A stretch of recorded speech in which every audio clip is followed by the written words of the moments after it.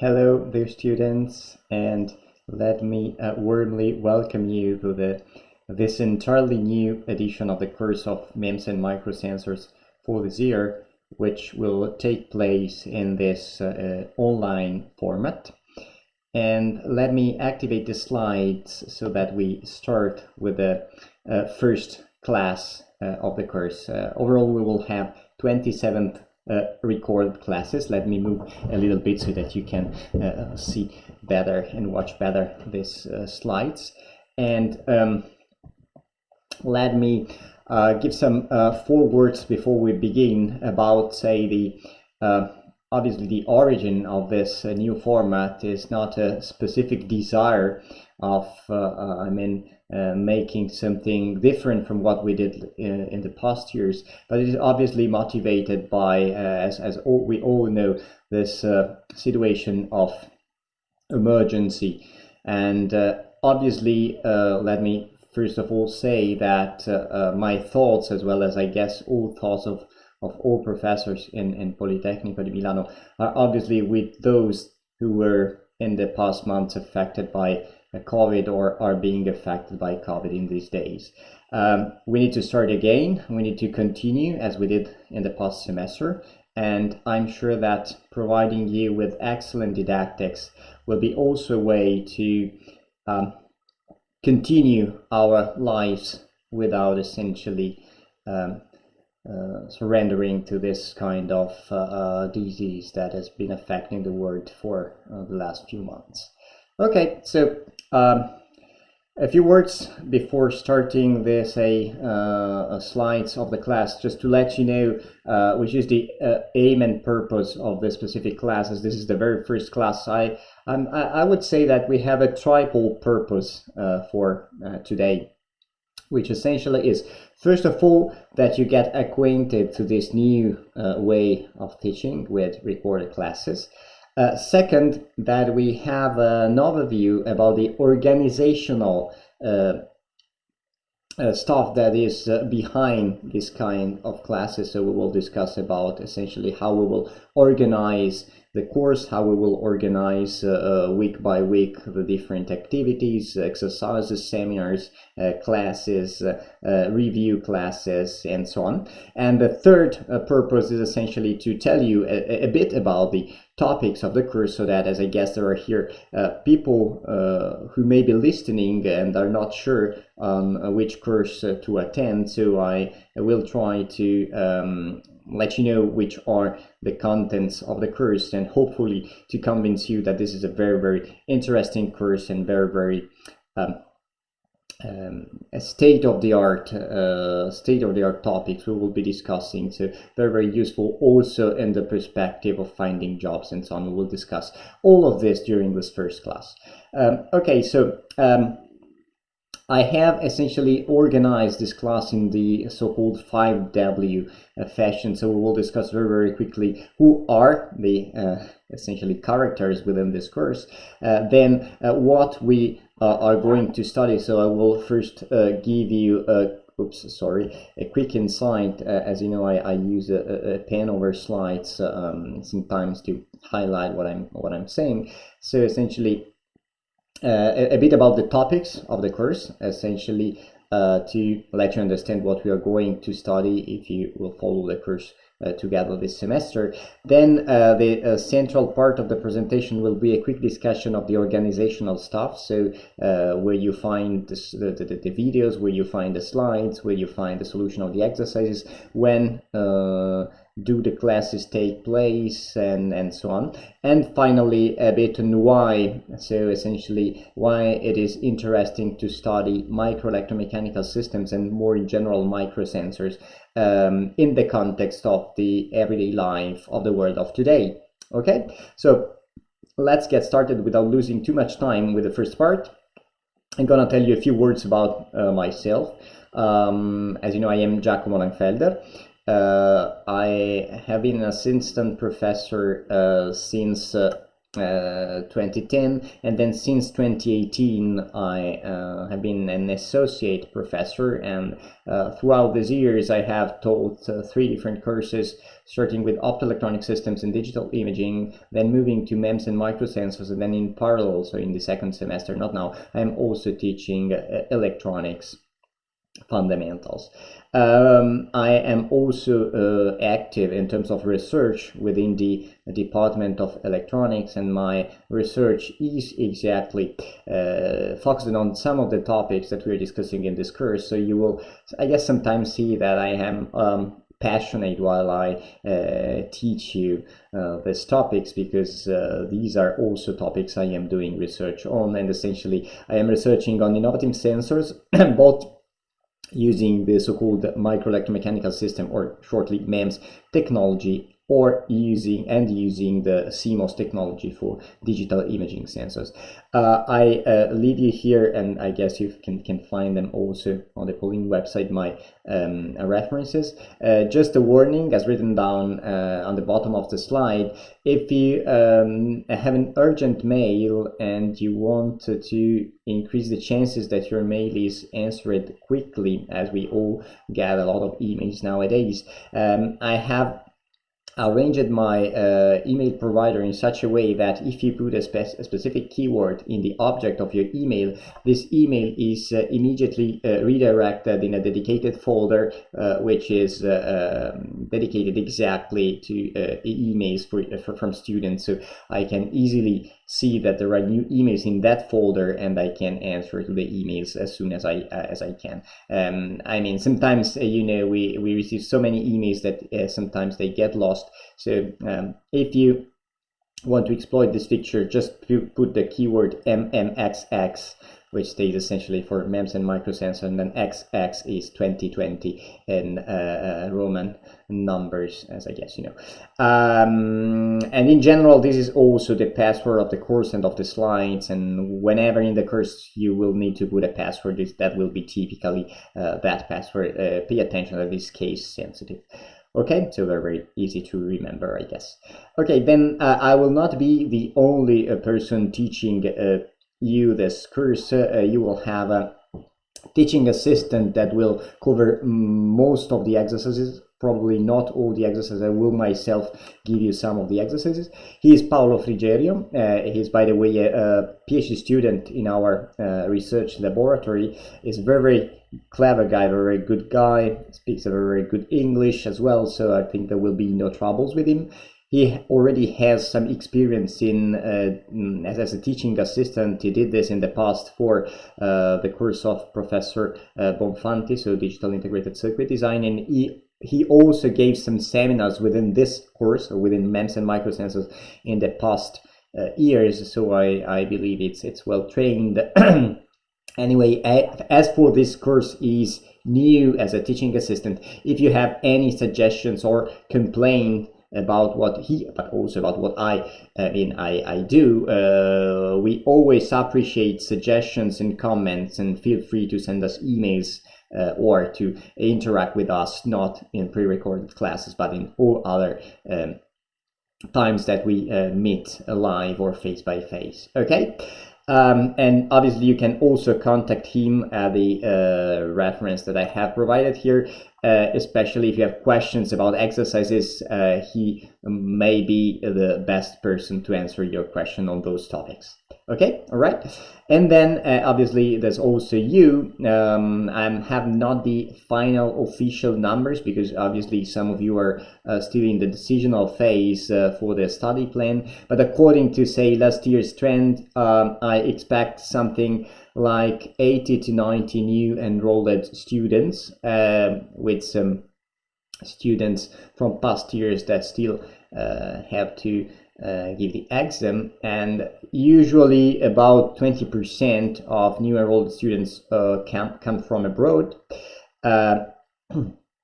Generally, the total number overall will be something in the order of 120 students, but then in the classes usually I had something in the order of 80, and I expect that in the live classes in the Polimi classrooms you will be a bit less due to the current state of emergency that we are experiencing. In general, most of the students are obviously electronics students, because this course is especially for electronics guys, but in the past, and I guess also this year, we usually have also students from other courses, typically physics, biomedical engineering, math engineering. I believe there are also students from physics, not physics engineering, but physics from the Università Statale, because they can do this. I'm not saying this just as a kind of statistical fact, but also just to let you know that sometimes when we deal with electronic stuff, I will need to clarify maybe a little bit some things in order to make everything clear, also for students that though already had some courses of electronics fundamentals, will maybe need a bit of refreshments on some topics. Okay, and most of you belong to the first year of the master, so the fourth year overall of your academic career, with some of you being from the fifth year. Okay, then what are the topics of the course? So the name of the course, MEMS and Microsensors, should be already key in giving you some hints about the topics of the course. I generally say that the course is about microsensors, and to give a definition of a microsensor, the best way from my point of view is to say essentially that the microsensor is a specific kind of electronic device, say of microelectronic device, that is capable to sense some features of the surrounding environment to give us information on the surrounding environment. And how does a sensor accomplish this task? By measuring some physical quantities. Okay, so in this way, several sensors are capable of giving us information about the world around us. Okay, and then obviously there will be applications exploiting the information delivered by the sensor to essentially provide some functionalities and so on. Obviously, the other way around, you can also design micro actuators, which instead of sensing the values of the physical quantities around us, will be capable of applying changes, small changes, to the physical quantities around us. We talk about microsensors because the typical features, so the smallest dimensions of these sensors, as we will see already today in some of the next slides, are in the order of microns, sometimes a bit more, sometimes a bit less. So sometimes we start talking also about NEMS, so nano electromechanical systems, just to let you know that we talk about microsensors. Maybe in a few years we will be talking about nano sensors.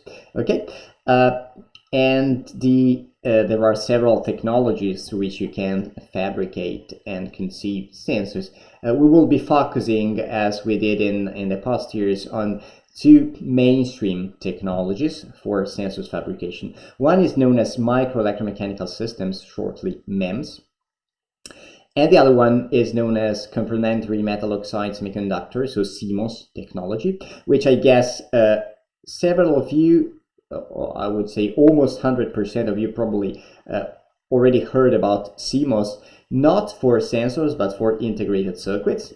Right, that is the same technology, but this time, as we will see, we will use this to create sensors and not just to create integrated circuits like amplifiers, digital memory, digital circuits, memories, and so on. Okay.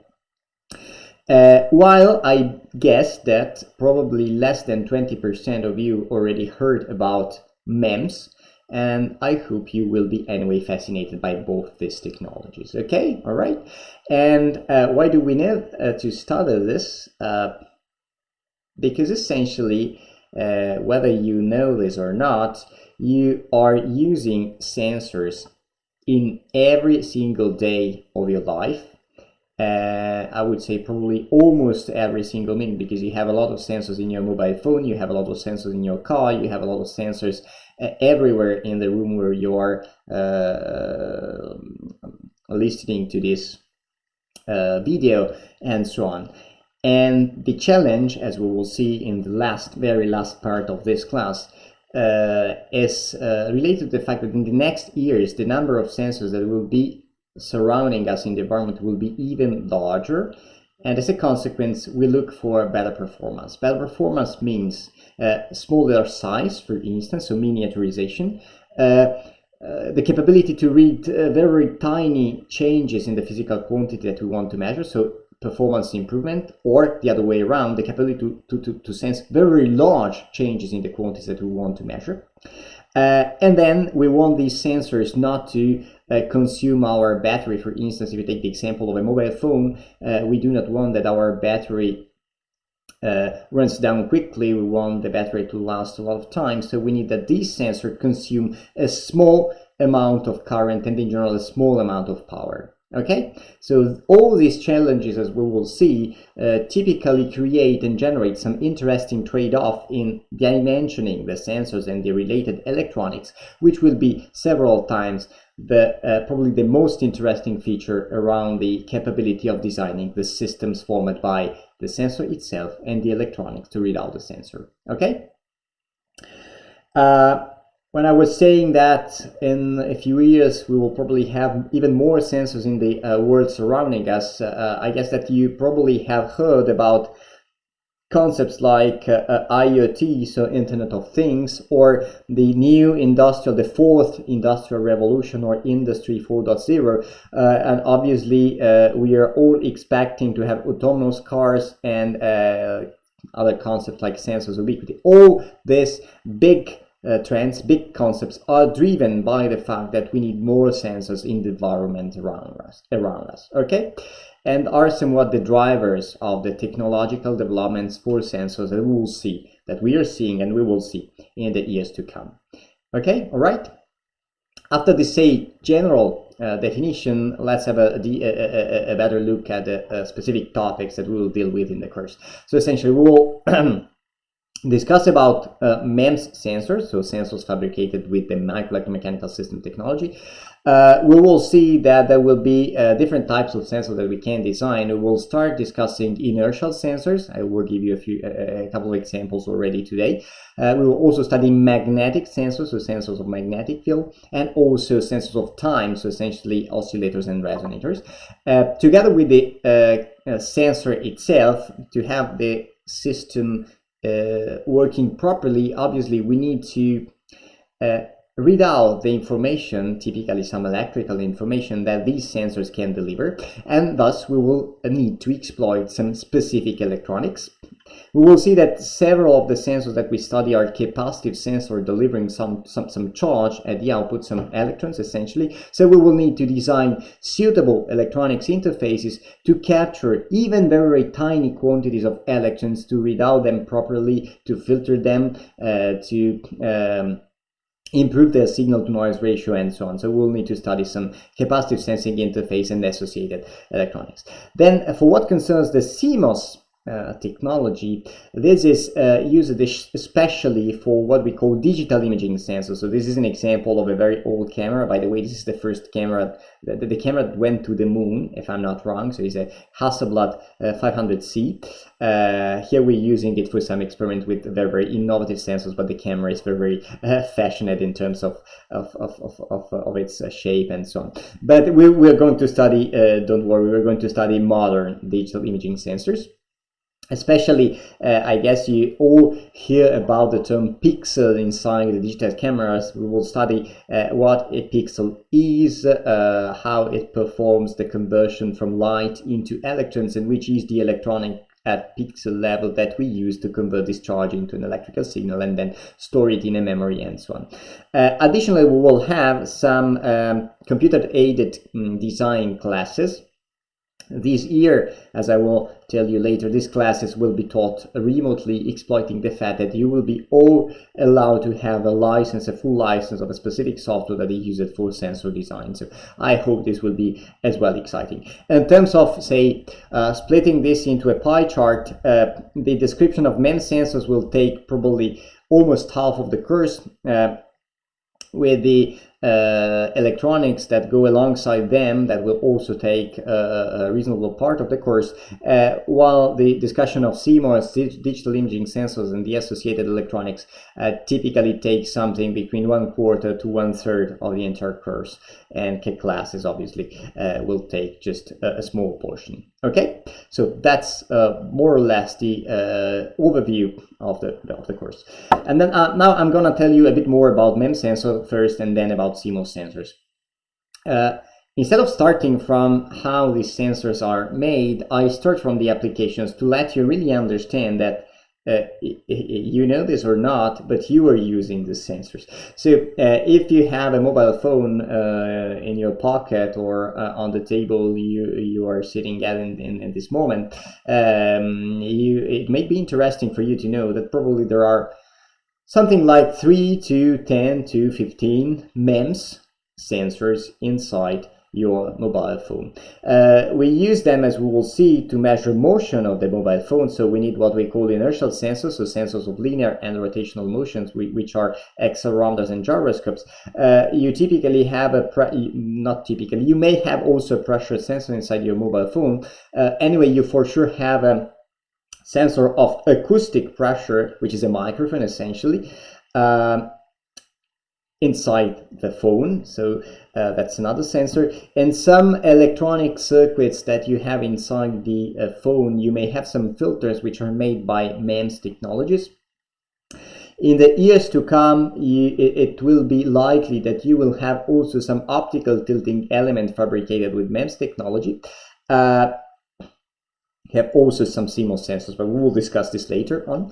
And okay, that was the microphone. I guess that's it. So you see, you probably have something like a dozen of MEMS sensors or so, and you use them essentially for a lot of applications, as we will discuss in a few slides. Then on a say wider scale, we all see how the car industry is developing in the last years. It's not my case. My car is 22 years old, so probably there's almost no sensor in that car.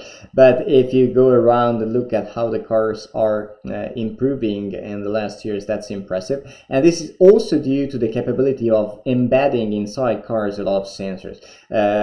For instance, smart pressure sensors inside the tires, again sensors of motion to detect the acceleration and the rotation of the car chassis. You may have as well microphones if you want to communicate with the electronic system of your car, and for sure you have some magnetic sensors, at least to tell you the north direction, or you may have them also to measure some rotation through some specific concept that we'll discuss in the course. And in some cars you may have some chemical sensors to detect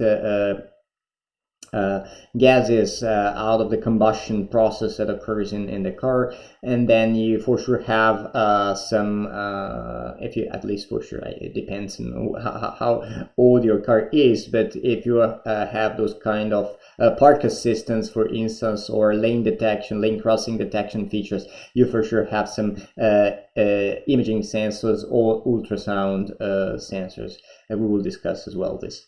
You see a lot of sensors also in the car, and growing with the scale, if we go to say transportation industry or more in general industrial fields, also all these fields are seeing a kind of revolution given by the fact that the sensors industry is improving dramatically in the last year, giving and allowing new features, new possibilities, and so on. So I'm not going to comment everything, but for instance, the plane industry, the oil and gas industry, the telecommunication industry, also the military stuff, the marine industry, space, and so on. So you see, essentially, almost all the societal fields that we live in, including essentially the biomedical fields. There are several MEMS sensors that, due to their the capability of measuring quantities that are of interest also for doctors, maybe are nowadays, and maybe even more in the future, useful. For instance, if you want to measure the motion of your arm to, I don't know, check whether you are recovering well from some diseases that you had, maybe you can use sensors of motion. Or in general, if you need to do anything in small dimensions, for instance, intravascular analysis and something like that, you see MEMS sensors cover more or less this scale of dimensions. Their typical features lie in the micrometric or submicrometric range.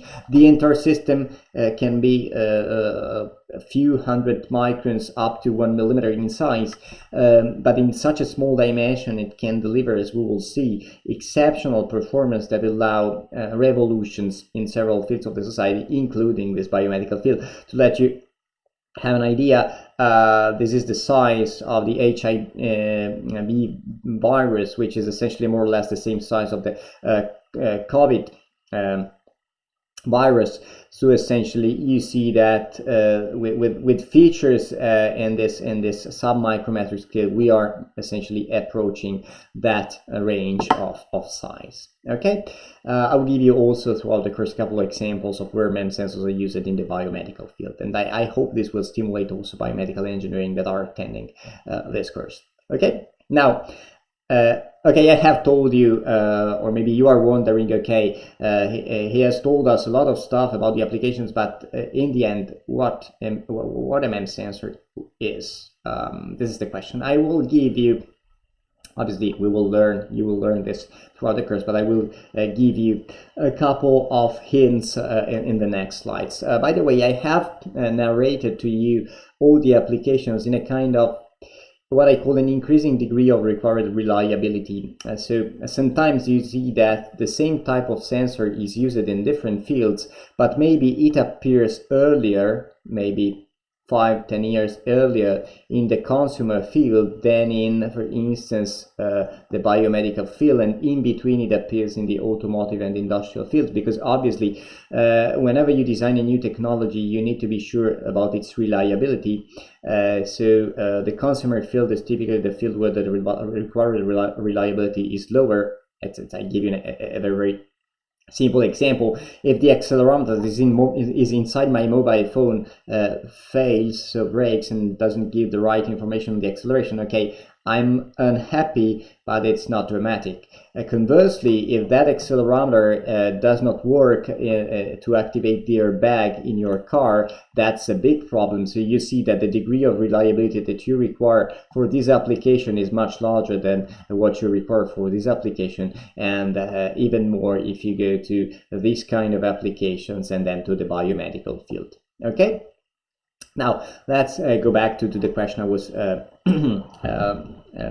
telling you a few seconds ago. So we can say that MEMS are essentially microelectrical machines, so electrical machines at the microscale. As we will see throughout the course, essentially the idea is that if we are able to micromachine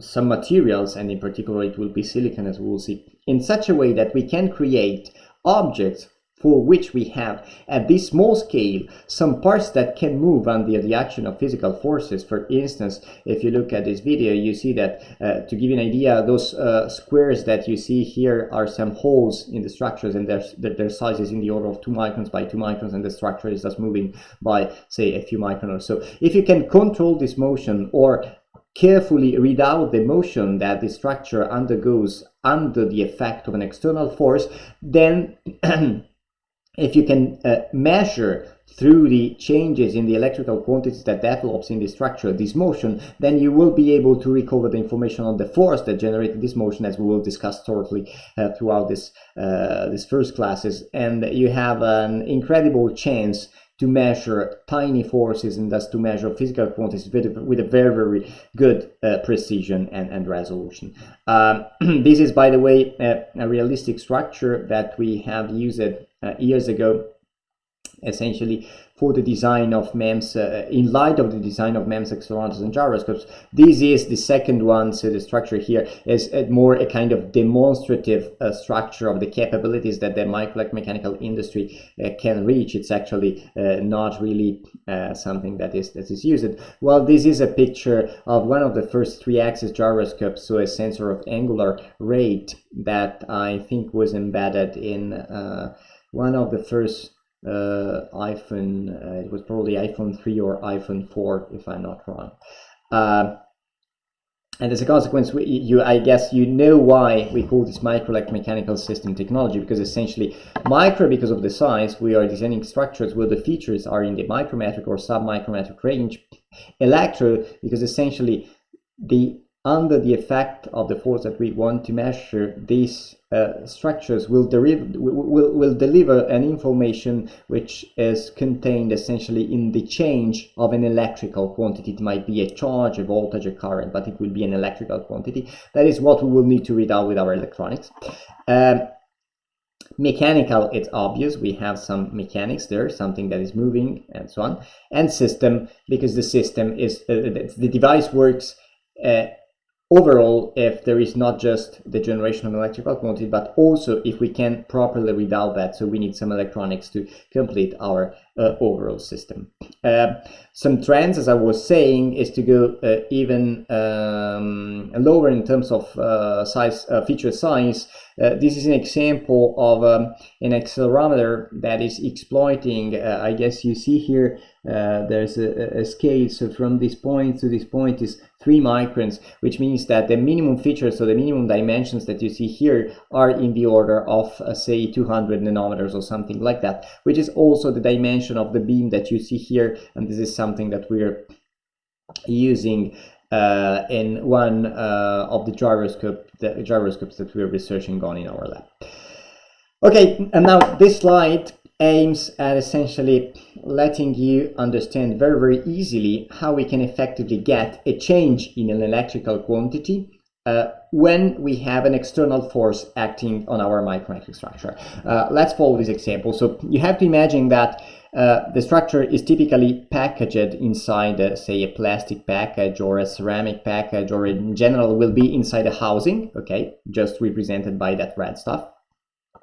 And you have to assume that the light blue part is suspended over a substrate, except on these 4 points, which we call the anchor points. So assume that these in these points the structure is attached to a substrate, but the rest of the blue part is the light blue part is suspended. So you can easily imagine, for instance, the simplest example is an accelerometer. If I start shaking that package, then obviously as the structure is suspended, then you have to imagine that these elements, which we call the springs, are soft. So essentially they allow a motion of the structure in this direction, as schematically shown in the in the picture that we have on the bottom side. So if I shake the structure will displace, okay, because of the inertial forces, as we will study in details. And what does it happen? If you look carefully at what we have here and imagine that the green parts,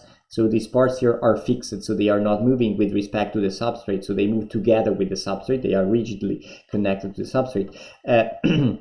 If the light blue structure displaces relative to the substrate, you see that essentially the distance between the blue structure and the green structure is changing in the two situations, as I guess you see here. So it's, for instance, decreasing on this side and increasing on this side, which means that if we can measure this displacement, then we can backward recover an information on the force that generated this effect. And as essentially this is nothing but if we have two both the portions forming the structure, so the suspended parts and the fixed parts, if they are both conductive, this is nothing but a parallel plate, or at least as a first approximation is a portion of a parallel plate capacitance. So you see that if we change the distance between, for instance, two plates biased at the same voltage, as we are changing the capacitance, we are changing the charge on those plates. So you see that we are generating charge under the action of a certain force. So this is, in the simplest possible way, a description on how we get a change in an electrical quantity under the action of an external force. In this case, it was, for instance, the force generated by my acceleration on the package. Okay, so typically we will have what we call suspended frames, which can displace, which can move relative to a substrate. And on the substrate we have fixed also some what we call some electrodes, okay, some stators, as we will see, and the relative motion between the suspended parts and the fixed parts will give us the capability of changing values of capacitances and thus changing charges, and this exchange of charge will be the key to understand the operation of an electromechanical system and the key to read out an electrical signal and process it with our electronics. Okay, and keep in mind that everything comes in very, very compact dimensions. So the MEMS industry has enabled the fabrication of such devices within, say, 1 millimeter or so overall size. Okay, very, very interesting. Okay, that's just repeating what I have just told you. So essentially the basic working principle, the simplest working principle of the MEMS structure. So what can we do with such a structure? We will discuss this throughout the course, but just to give you an idea, if this force is just by the Newton's law, you know that the mass times the acceleration gives a force. So if this force is generated by an acceleration, we get an accelerometer. If this force is generated by, for instance, an angular rate, so it is a Coriolis force, you know that the Coriolis force is proportional to the angular velocity, okay? In that case, we will be able to design what we call a gyroscope, so it is a sensor of angular rate, so of angular velocity. If this force is, for instance, the Lorentz force, you see you are basically quickly reviewing all the forces that you studied in the courses of physics. So if this force is a Lorentz force, for instance, you will be able to design a magnetometer. Overall, you will be able to create with these three devices what we call a small inertial measurement unit. So essentially a unit that can measure the initial orientation with respect to the magnetic north on Earth through the magnetometer, and then by tracking the linear motion through accelerometers and the rotational motion through gyroscopes, it is capable of giving your position in real time without the need of the GPS. A very, very cool application that is called inertial navigation, and is based in this example on three different MEMS sensors. We will study all these three types of sensors in the first part, say almost in the first half of the course. I think it's very, very exciting, and here I have listed several of the possible applications that you can get out of these sensors. For instance, you can use, in the simplest way, you have accelerometers in your mobile phone, and if you tilt your display, the accelerometer feels the change in the gravity and essentially readapts the displays, or you can have accelerometers in cars, as we have already discussed it, for airbag activation, and then a lot of applications that I'm not going to discuss now, because essentially at the first class of any of these devices I will give you a lot of details of the various applications in which you can effectively use these devices. Then if instead of having moving parts you have some membranes that can deflect, so the concept is more or less the same, but instead of having a suspended part that moves, you have a membrane that deflects under the action of an external, for instance, pressure, then you can design any kinds of sensor that responds to a force per unit area, so essentially to a pressure. If this pressure is the stationary pressure generated by the environment, you are designing a barometer. If this pressure is the pressure generated by your voice, so essentially by acoustic waves in the, say, range between 20 Hz and 20 kHz, then you are designing a microphone. And then if you design a sensor that is capable to sense these acoustic waves at frequencies beyond 20 kHz, for instance up to 100 kHz or even in the megahertz range, then you are designing what we call an ultrasonic transducer. Then another physical quantity that we may want to measure is time. Time is obviously itself a physical quantity, and the way to do that is to create what we call oscillators, so essentially systems that continuously oscillate at a certain frequency, a stable frequency. And we will see that essentially designing MEMS resonators and coupling them together with suitable self-sustaining electronic circuits, we will be able to generate what we call MEMS-based oscillators, which are nowadays becoming the, say, state-of-the-art technology for time references in a lot of application fields. Then we have not only sensors. So far I have given you a lot of examples on sensors because this is what we will mostly discuss in the course, but you may use this technology also to design actuators. For instance, you can design small mirrors in the, say, millimeter or sub-millimeter range, which can deflect. And what can you do with a mirror that deflects? You can, for instance, deflect laser beam. If you deflect the laser beam continuously with, for instance, with a small mirror that continuously oscillates in this way, then you're essentially doing a scansion of the environment around you with this laser and measuring the time of flight, so that the time it takes for the laser beam to come back.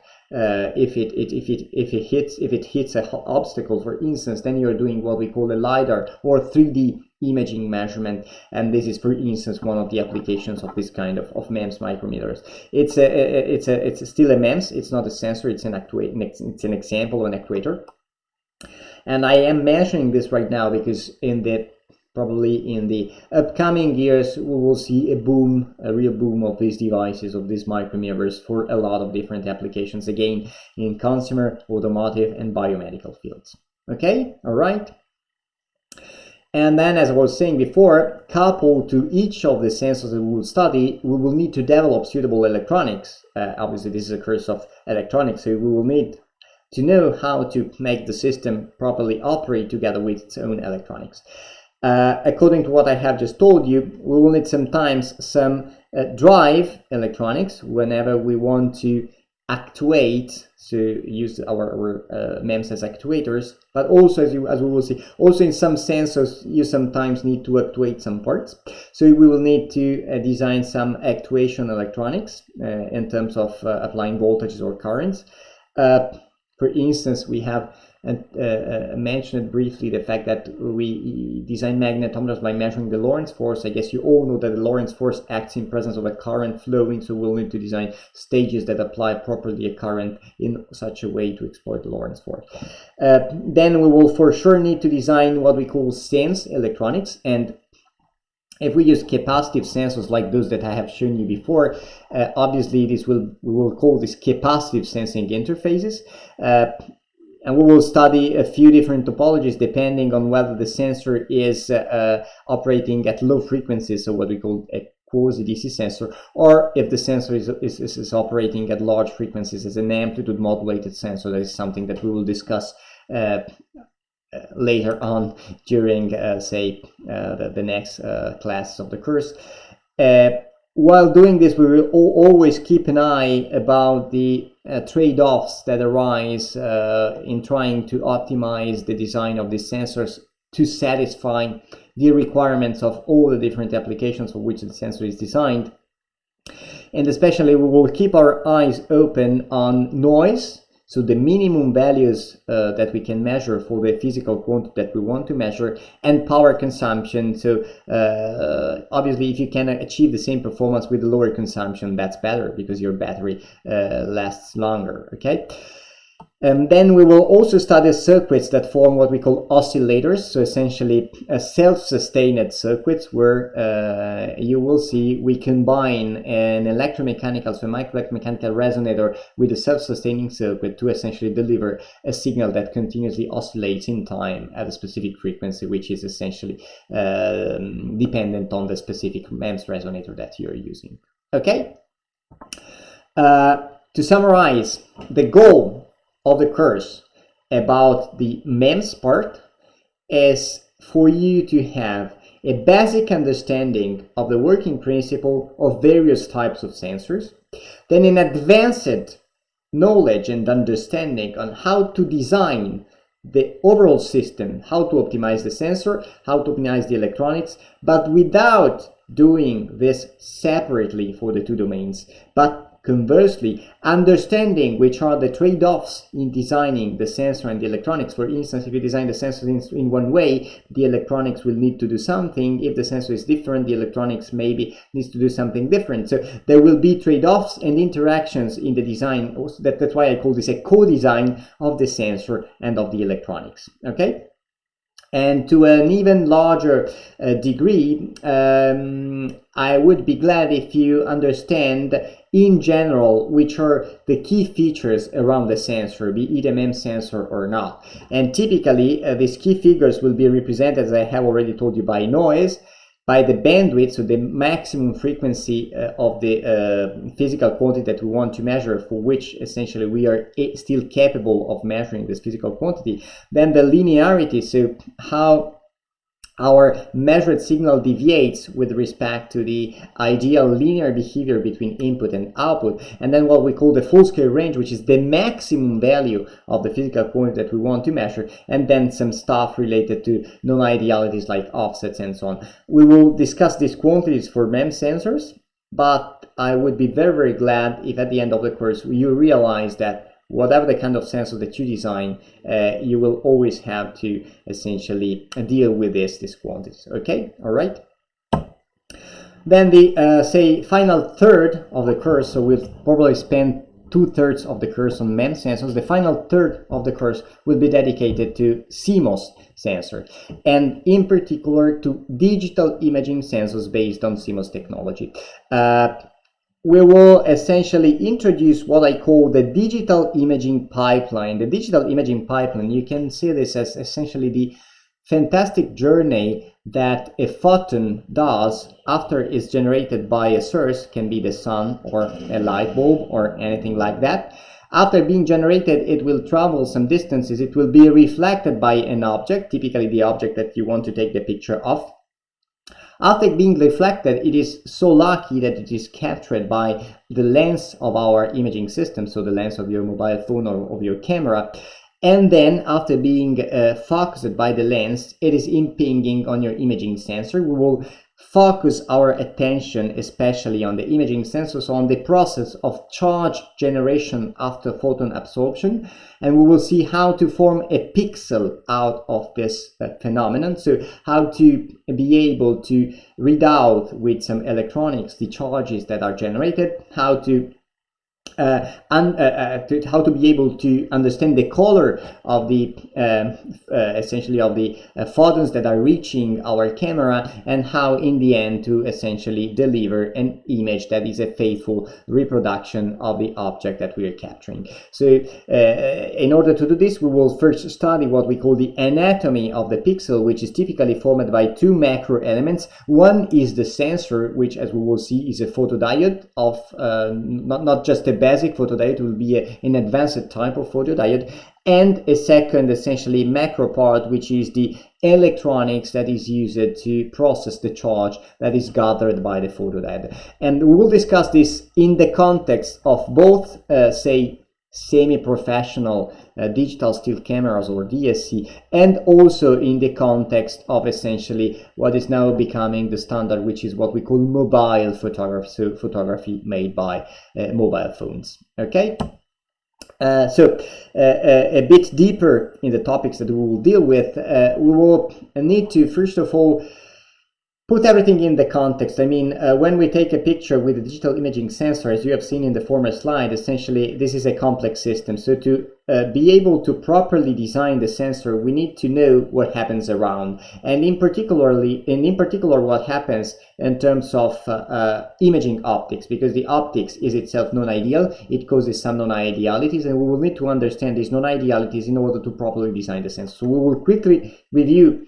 some concepts that I guess you have already studied in the courses of physics, like aberrations and diffractions, but we will see this in the context of designing a digital imaging sensor. We'll also review the mechanisms of charge generation inside a piece of silicon, essentially, which will be an advanced type of PN junction. And essentially, we will see how to form what we call the full color sensor, so how to pass from impinging light into what we call typically an RGB triplet of color coordinates. Okay, and we will also maybe I tell you this. I have told you that with MEMS sensors we measure physical quantity, but keep in mind that also with these sensors we are measuring physical quantities, because light, for instance, photon flux is a physical quantity, but also color. This you may not know this, but color is itself a physical quantity and it has its own physical definitions, as we will study in the course. Then obviously we will also study advanced electronics architectures for pixels. We will see that in this specific case the goal is to, as we want to put a lot of megapixels in our digital imaging sensors, obviously there is not so much space for every single pixel. Every single pixel is again in the order of the micron, so it's still a micro sensor. And then in a dimension of a few microns, we need to put some electronics to read out our charge. So we will understand that we need to do this with the minimum possible number of transistors, and we will see that this becomes very, very exciting. All right, and about CMOS image sensors, you know what? The goals are exactly the same as for MEMS sensors. So again, I will be glad if you get a basic understanding of the working principle and some advanced understanding about the optimization in terms of device and electronics design and understanding of the trade-offs. Okay, and also the key figures are similar, though with because essentially of historical reasons we express them in different ways, but we still talk about noise. So SNR will be essentially a signal-to-noise ratio, as you know. The dynamic range will involve what we have called the full-scale range previously. We will keep an eye on the pixel area because it's something relevant if you want to design in a given space essentially a sensor with a certain number of megapixels. And again, we will mention linearity, full scale range, and then we'll also mention another specific kind of noise, which is known as spatial noise, so noise that develops in space and not in time. It will be something very, very curious, I guess, for all of you. Okay, so this is essentially concluding the topics that we will study throughout the course. The classes will be overall, the theoretical recorded classes will be overall 27, organized more or less into this subtopic. So we will start discussing MEMS technology in the next lecture. Then we will move to accelerometers and related electronics, resonators, gyroscopes, magnetometers. Maybe we will briefly mention membrane MEMS. Not sure whether we will do this, so let's put an asterisk here. We will have a class on MEMS characterization, and then we'll start with a part of light sensors. So while doing an introduction, which will be related, there's a fly for this third class flying around me. I don't know if you see it in the video, it's curious. It's probably she wants to take part in the course as well. So we'll, sorry for this. So we will start by introducing some basic concepts related to imaging sensors and also curiously to human vision. So you will see that it will be understanding to know how the human eye works to properly design imaging sensors. Then we will study pixel level electronics, how we then form a matrix of pixels, and in the end how we process images using typical algorithms that you need to apply in the field of digital imaging, which are essentially color conversion and white balance. And if we have time, we will have also a class on infrared imaging. I put an asterisk also to this class because with this new way of doing didactics, we will see we need to reserve some slots for this live discussion between me and you about the recorded classes, so I have to essentially sacrifice a couple of classes. Okay, all right, so that's it about the topics. Just to let you understand also that when you give feedbacks to courses, you don't know then whether a professor really looks at those feedbacks. I personally look at them, and I'm going to give you some examples of notes from students of the former courses and see the actions that I have taken in such a way to possibly answer and adequate the course to the requests of the students, obviously where possible and where reasonable. So student A was saying that exam procedures should be better clarified. You do not have to worry about this, because the exam will be exactly like in the last 5 years, and so you have all the 25 exams will be on the website that I will give you the address later of, with a detailed solution, so the exams will be exactly like those ones. Then sometimes, as this is your first semester with classes taught in English, there could be some complaints about the fact that the teaching assistant or the professor speak poor English. This year, the teaching assistant, Paolo Frigerio, is really good in English. I have called his English Queen Elizabeth English, so I guess you should have no problems. Sometimes he tends to talk not that loudly, so just in case, ask him to raise his voice, okay? And in general, give us feedback and suggestions if you encounter any issue in the way we teach, in the volume of the voice that we keep, and so on. Then student C says that sometimes exercises are not only a numerical application of what you have seen in classes. And okay, in this case, my answer is, okay, guys, welcome to the Master of Science. The idea is that you learn not only, say, by heart some things, but you also learn how to reason, to design and project new things out of what you learned in the classes. So sometimes, not always, but sometimes in the numerical exercises we will try to let you reason in order to stimulate your, as I have written down here, curiosities and ideas. Okay?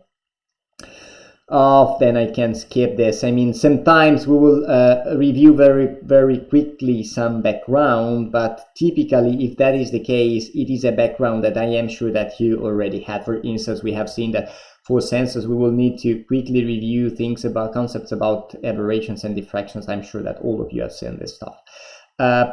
Then a good suggestion last year was to have a pre-exam before Christmas in order to avoid a very crowded exam session in winters in January, February. And for the first time, so you are lucky, for the first time this year, I will give you a chance to give a pre-exam, so essentially an anticipated exam session before the Christmas break. There will still be 2 exams, one in January and one in February, but I am adding a 3rd exam at the end of the classes, so right before Christmas, in such a way those of you who feel prepared enough to give the exam at the end of December, it will be around the 20th of December, more or less, will then be able to have a more relaxed exam session in January and February. Well, they will need only probably to give the exams of Lakaita and Zap, at least for the electronics guys in this course. Okay, so I hope you will exploit this chance. Okay. Then students were asking to have the material preloaded on the website. For sure, this year in particular, all the slides of all the classes and all the recorded videos of all the classes will be put well in advance on the course page, on the course website page. For what concerns the numerical exercises, those that we will do in the class, in the live classrooms in Politecnico, in that case, typically we put the solution of the exercise on the website after the class, because we want that you attend the class, we want that you reason together with us, we want that you try to solve the problems yourself, as we will see. Okay, that's the motivation. CAD exercises will be probably improved by the fact that, curiously, if you were to attend these classes in Politecnico, so the CAD classes in Politecnico, you would have been 2 or 3 students per computer, so not really exciting. As this year, you will be able to download the software license, and I will give you these classes remotely, using the WebEx system, essentially. You will be able to do the CAD class one by one with the software. So I guess it will be much more interesting and intriguing, and you will have a chance to deepen these topics as well yourself. Then I will try to accommodate the two exams in the winter session as far as possible one another. I will try to give you some highlights on the thesis that we have in the lab during the course. And okay, this was funny. The professor was late and closed the classes 10 minutes later. Yes, sometimes it happens. I mean, guys, it will occur also for the videos. So sometimes you will find videos that instead of lasting 1 hour and a half, they last 1 hour and 50 minutes, for instance. But to be honest, sometimes we also find videos that last just 50 minutes, for instance. So it really depends on which class I am teaching. So I prefer to keep the same topic compact in a single class, as you will see, than to split the class in two, leaving some topics open at a certain point. So you will find some classes for which the duration is longer than 1 hour and a half, but you will also find classes for which the duration is shorter than 1 hour and a half. So be patient some time, and I hope you will enjoy this. Next, let's pass to the when question. So, and here it comes, the description of the way of why essentially I decided to record the classes. So everything starts from the COVID emergency, as I guess you know, and the fact that in presence we cannot have all of you simultaneously in a single room. So we were forced to repeat the numerical exercises classes twice. The consequence of this is that the classrooms in Polimi are fully booked by the numerical exercises, and there is not enough space and time to accommodate the theoretical classes. As a consequence, if you look at for instance, the schedule, this is the schedule for the electronic guys, you have that in any single morning, you have the course of either Zappa or Lacaita, so either analog system, either analog electronics design or system electronics, which means that unavoidably the classes of MEMS and microsensors, the theoretical classes of MEMS and microsensors, are overlapping on Monday with Professor Zappa and on Wednesday with again with Professor Zappa actually. Okay, so in order to avoid the fact that you have to decide which class to attend live and which one to see as a recorded video, I have decided to pre-record everything for what concerns the theoretical classes in such a way that you can watch the videos whenever you want. Possibly, as I will tell you later, before the exercise of Wednesday, because typically, or Thursday, because typically these exercises will essentially deal with the topics that we discuss in the recorded classes that we have here. However, I will let you have the recorded videos much in advance, so you may want to watch the videos, I don't know, on the former Friday or during the weekend if you like. You can do, or in the evening, or while you come by train to Polimi, really whenever you want, okay? On Friday, we still have a virtual class, so an online class via WebEx, but I have asked to have this class not overlapping with other courses in such a way that we can use this class with all of you in the classroom as a kind of summary class for the week. So essentially, if you have questions about the theoretical classes taught through the recorded videos or any other kinds of questions, we can take the chance to discuss this. Not all the Fridays will be a class for this kind of discussion. Sometimes we will have some other exercises, sometimes we will have other recorded classes, but at least on 4 or 5 Fridays I have reserved some room, some space to have this kind of virtual discussion about the recorded classes. And that is why I was saying before, I have to remove some classes, at least 1 or 2 classes from the program that I taught last year in order to stay within the schedule. Okay. Now I'm gonna comment quickly. I guess that now it's clear why I decided to go for recorded classes. I'm gonna quickly comment which in my opinion are the advantages and drawbacks. For the advantages are essentially the fact that you can self-organize your week. So if you're good in doing so, and I guess you are, you can attend live the classes of analog and systems, okay, without the trouble of asking yourself whether you have to attend the class of analog or system or the class of MEMS and microsensors. Follow live the other class, okay? And then whenever you prefer and whether you believe it's the best time to do that, you can watch at the recorded video of the class of MEMS and microsensors.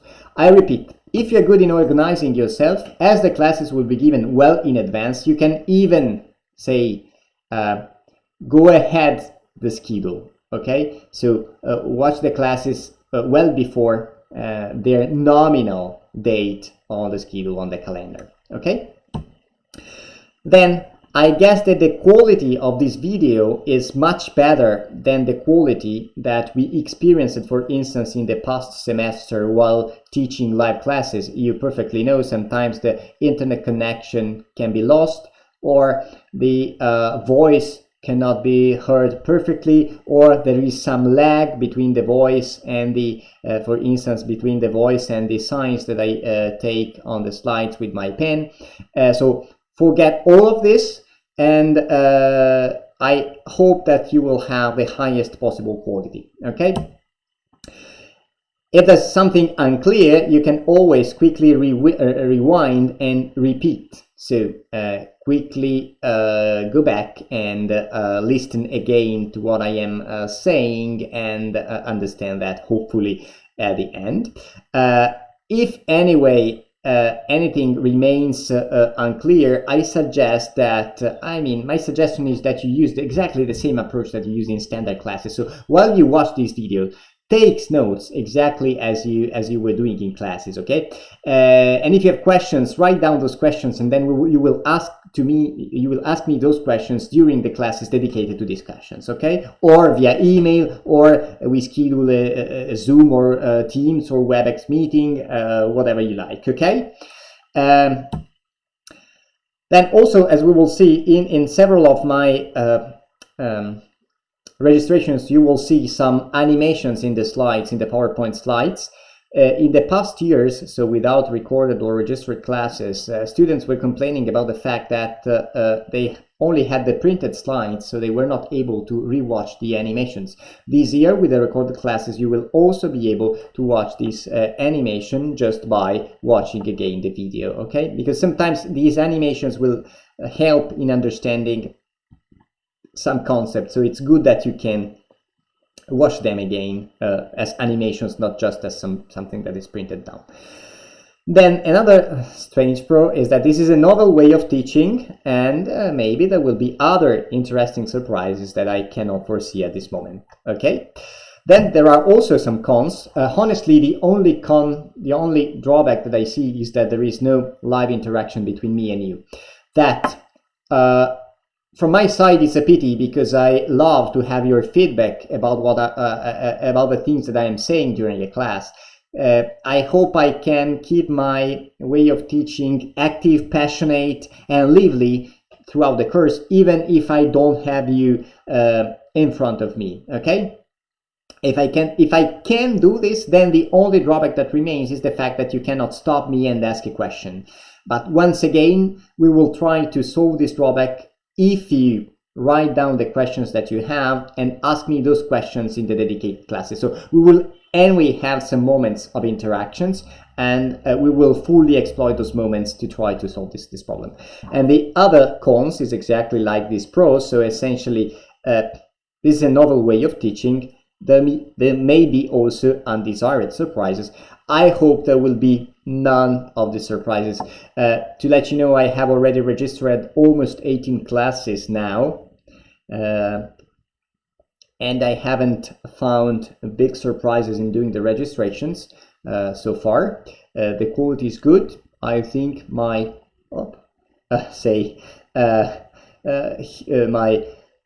mood is still good while I register, so far so good. Okay, Then if you go on the website, you find already the tentative full program, so you already know when we are supposed to have the classes, and you see the classes are numbered from 1 to 27, okay? And you will find exactly the same number of videos from 1 to 27. So you can, as I was saying, exactly follow the program if you like, or if you're good enough, you can even say listen to the classes and watch the classes even maybe before the nominal date, so that you come to the numerical exercises, which are here highlighted in orange, very, very well prepared. Where you see something in green, those are some slots which are reserved for specific discussions about the topics of the course and the topics in the recorded classes. Okay, all right. Overall, the number of hours of the course is exactly the same as in last year, so nothing has changed. And the benefit is that I have put tentatively on December 21st an anticipated exam for those of you that, thanks to the fact that you have recorded classes and you can organize yourself the semester, maybe you can be so good that you can prepare it to the exam even at the end of December, so before the Christmas break. If you can do that, then you will have a big chance that in January you will have only 2 exams in the winter exam session. Okay, obviously for what concerns the exercises, so the live exercises, I will try to follow exactly the schedule. Obviously I mean, there is always something that cannot be predicted in advance. I hope nothing will happen that essentially changes this program. Okay. Now, where will we teach you the classes? So, as you know, there are some live numerical classes. Just to be clear, it's not mandatory to attend those classes, because also those classes will be recorded and streamed online using the WebEx platform, so you can attend them remotely if you like. Having you in presence would be very, very nice for us, for me and the teaching assistant, because at least we will have some time for a face-to-face interaction, which is something that I have been missing for something like 8 months, as my even more, my last face-to-face class dates back to December, because it was essentially the last class of this course of the last year. Anyway, to avoid crowding in the rooms, we will split the numerical classes into 2 subclasses. We will teach exactly the same exercise in the 2 days. One to students with a personal polemic code starting with an ending overall with an odd personal code. So for instance, a personal code that finishes by 1, by 3, by 5 or so. On Thursday, we will have those students having a personal code that is even, so finishing by 2, 4, 6, 8, okay, 0, okay. So that's how we split them. Please try to respect this split. I know that maybe you would prefer to change sometimes the date because maybe on that week you prefer to come on Wednesday and not on Thursday. But the point is that it's in the unlucky event that there's a positive COVID case, if we know exactly who was in the room on that day, then it's easier to recover the information and take the necessary actions. Okay, if you really have a need and you want to do that, please inform me in advance. Okay, I trust in your cleverness. Okay. Then, apart from being live on these 2 days, most of the course is taught online. So online means that you find a reference website of the course, which is at this address here. This is essentially the website of the lab, but in the education tab, you essentially find all the information about the course. If I have quick communications to tell you, they may appear here, and then here you find the links to download the slides, and you will also find links to the videos. Okay, I repeat that the password of the course is MMXX, Please check whether this works. It should for every of the slides packet. And what else? And okay, I forgot to put this here. I will also put material, the same material actually, on the Beep website of the course. So it's up to you to choose whether to go on Beep or to go on the official website. Probably you will find the slides and the videos at the official website, while I will use Beep especially for like quick communications. It's a nice way to put advices, news, and so on. So sorry for having two websites, but I was used to use the website of the lab, but then I realized that to send you, especially in this period of emergency, to send you quick communications, Beep, it's a faster option, because everybody of you gets an email with the advice. So that's why I will also use Beep. And then you will find the recorded classes just like you have found this class on YouTube. So I have uploaded so far the first, as I was saying, 18th classes. I will upload the other classes as long as I register, as long as I record them. You will not find my YouTube channel by googling YouTube Giacomo Langfelder. No, I have put all these classes just as not in list mode. So in Italian is non in elenco. Essentially, you will find these classes only through the link that I will send you, and I will put you, I will put on the website in advance. I will not send you the link. I will put the link on the website in advance. Okay. Please, as this is Polimi material essentially, because I am a professor teaching lectures for Politecnico di Milano, please do not share these materials with people other than those strictly related to the course. So essentially classmates, me, and the teaching assistant. Okay? I trust again in you. Essentially, you will see when you attend the recorded classes, or when you watch the videos, that I essentially use two modes in recording. Typically in the same class, you will sometimes have one mode and sometimes another one. The most common mode is just like the one that I'm using. So you have my face, the slides, and the pen over slides to highlight things and so on. This essentially takes most of the time. Sometimes you will have some demonstrations, some equations, some formulas, and I really get bored if I have just to read those formulas on the slide. So in that case, I typically activate the Blackboard of my laptop, and I start drawing and writing on the Blackboard, so that it's easier for you to follow the various steps in the calculation. Okay, I hope you will enjoy this. I really hope. I'm putting a lot of effort in preparing these slides, so I really hope that you will enjoy this. Then about the laboratories, they will be not in Polimi Classroom, so they will be taught in remote. The software that we will use is COMSOL Multiphysics, and especially version 5.5. I'm not going to tell you so much about this now, because I will then send you emails in the next days on how to download the licensed software. So you will get a free full license for 6 months, and we will exploit this license to have this class jointly in remote connections via WebEx.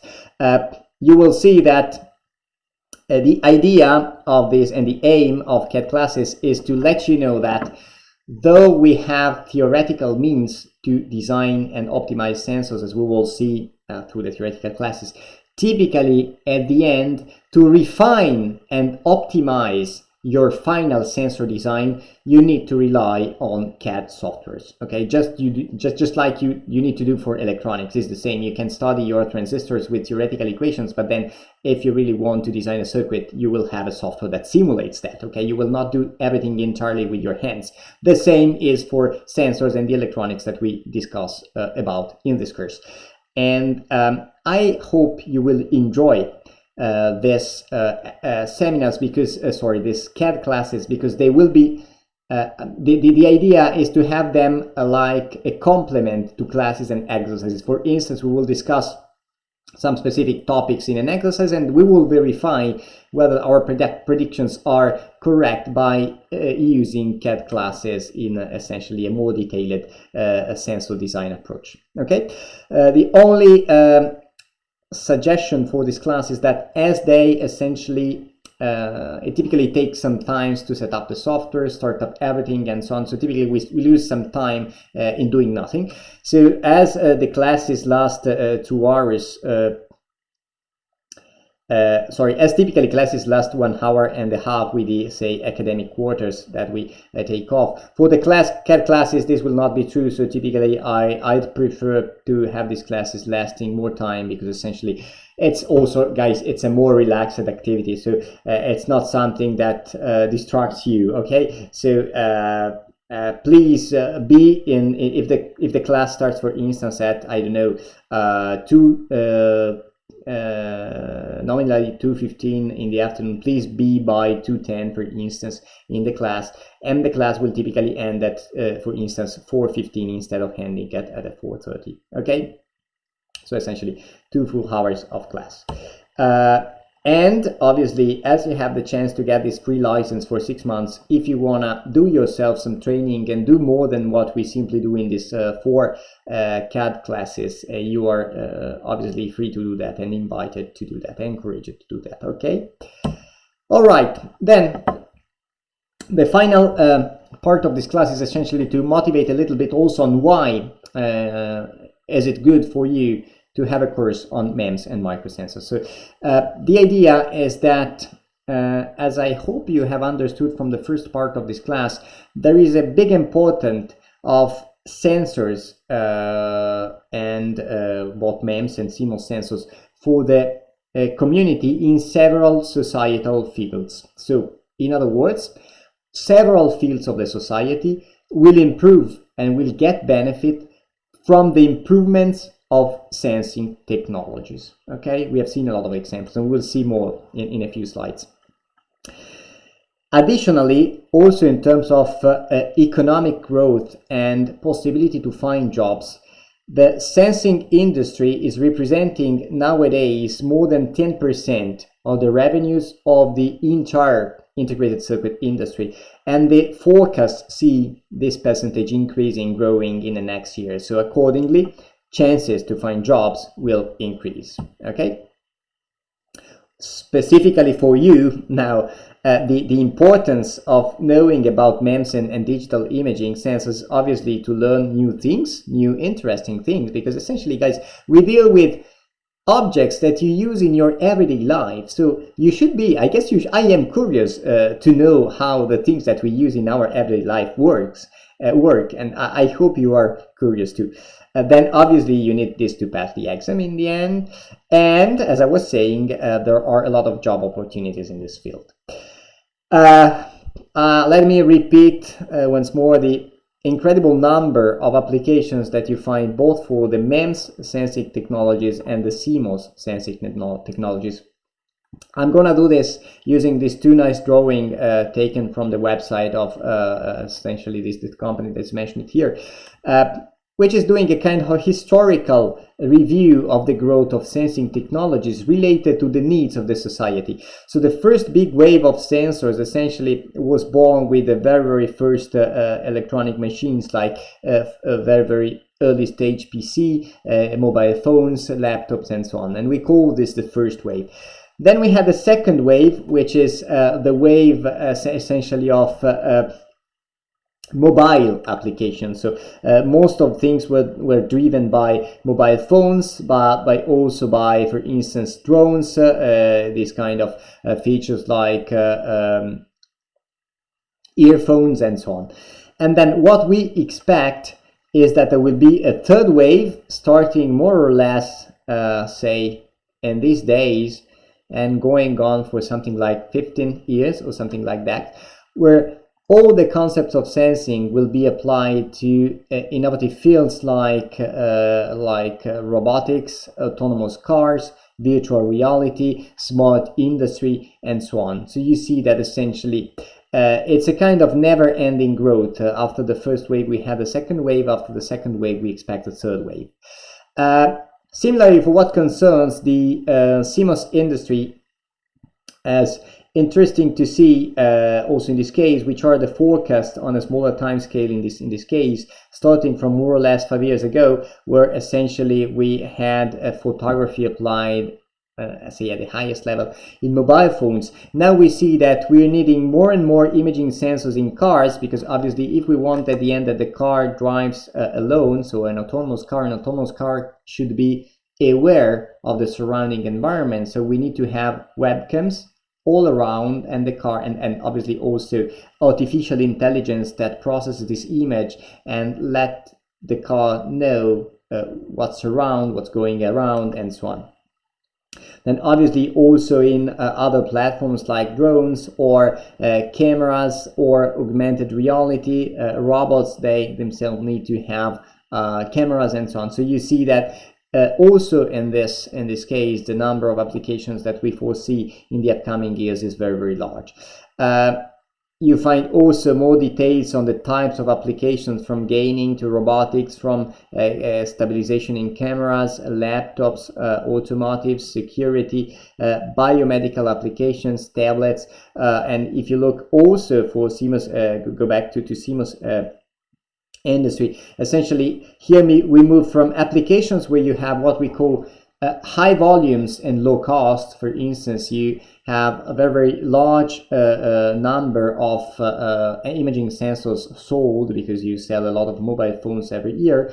We typically have low cost and say medium performance, and if you follow this arrow, you essentially come to applications, for instance, science and space applications, where you need to send sensors in space to for instance look at the stars and detect some phenomena and so on. In that case, the sensor will be typically a high performance sensor with a large cost and a very small volume of production parts. Maybe you will just fabricate one or two of those sensors instead of say billions and billions of sensors like here. Okay, as I have already told you, there are big trends behind this, say the mega trends that we have that are driving this enormous growth of sensing applications are the Internet of Things, or IoT.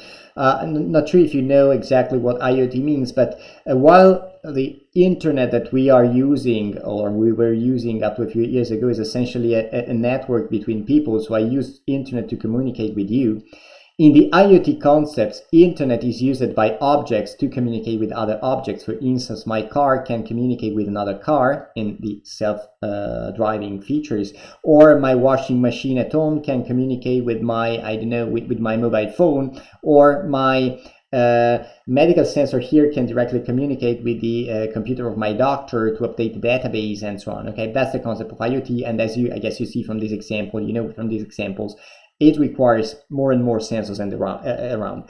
The same is valid for artificial intelligence. If you want to really mimic the functionality of the brain receives at any time information from the surrounding environment, from the eyes, from the ears, from the hands, from the equilibrium, so from the vestibular system, and so on. So if you want a real artificial intelligence, you need to have artificial sensors that essentially mimics the human body sensors.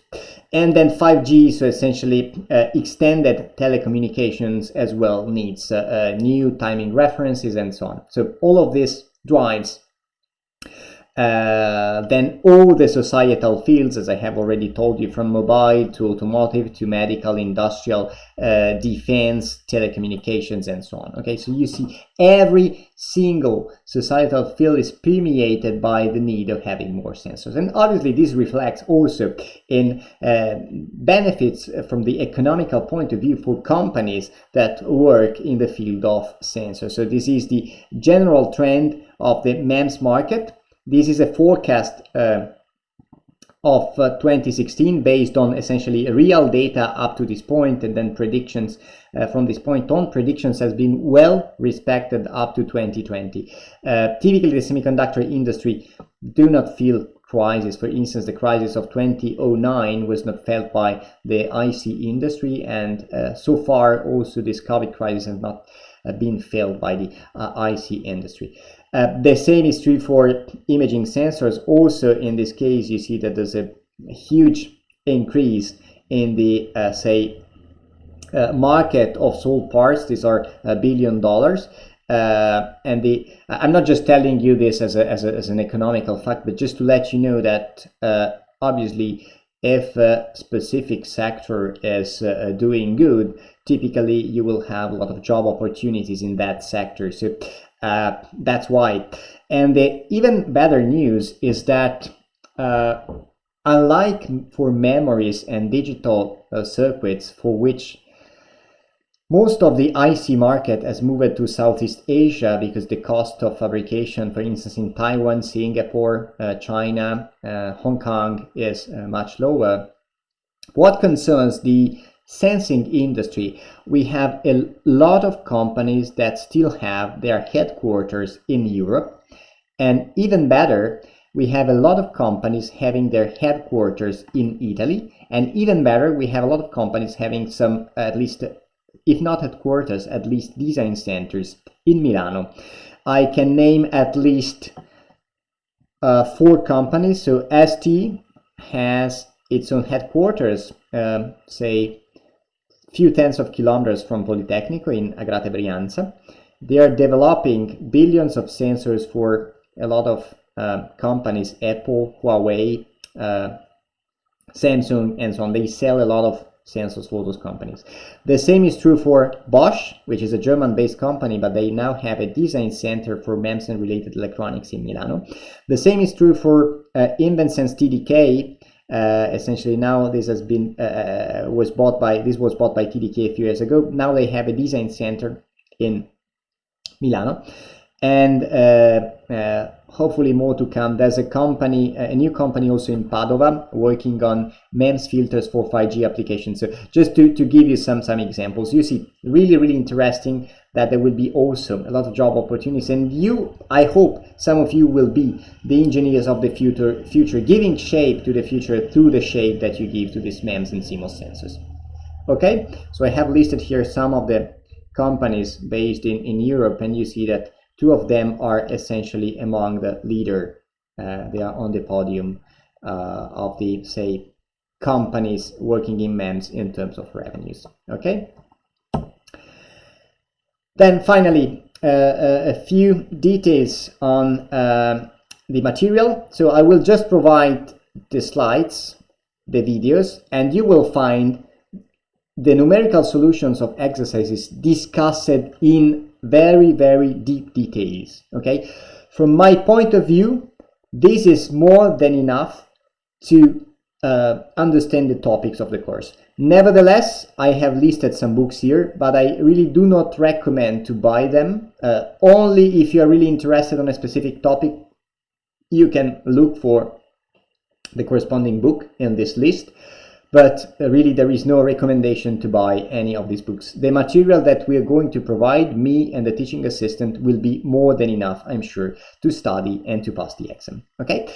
About the exam, we will discuss this later on during the course, close to the end of the course. It's typically formed by 2 numerical exercises and 1 theory question. Overall, the 3 questions, they have the same way, so 10 points each. So the maximum score that you can get without an oral exam is 30, if you do everything perfectly. Then for those who get a grade, so a mark larger or equal than 26 at a written exam, there is a facultative chance to take an oral exam to improve. So typically they come prepared, so they typically increase the mark. In principle, this can also decrease the mark, but really seldom this has occurred. I would say almost never. And then you find on the website, for your reference, all the past 25 exams of the course, once more with a detailed description of the solution. Okay, I again invite you to consider the opportunity to take the anticipated 3 exams that I will let you attend at the end of the course in December. Okay, what else? Yes, as this is your first semester of the master, and I was mentioning that you do not get a honor unless you attend the facultative oral exam if you can. Why am I saying this? Because keep in mind and check that to get honors when you graduate, I know that this sentence is not for everybody in the audience, but there is at least I hope a few people interested in this. If you want to get your honors in the graduation, this depends also on the number of honors that you get at the exam. So check the rules before arriving to the end of the 2 years with a very, very high average, but without any honor, without any 30 lode. Okay? Okay, I would say that's it. So I hope this first class was interesting in terms of letting you know which are the topics of the course, which from my point of view personally, they are very, very intriguing topic. I hope I have captured your attention. I hope that this new video, so recorded video modality, will work fine for the entire course. Let me thank you for listening this first video. I hope you will listen also more videos that will come in the next days. With this, I'm gonna stop the registration. Thank you for listening and have a very good day. Goodbye.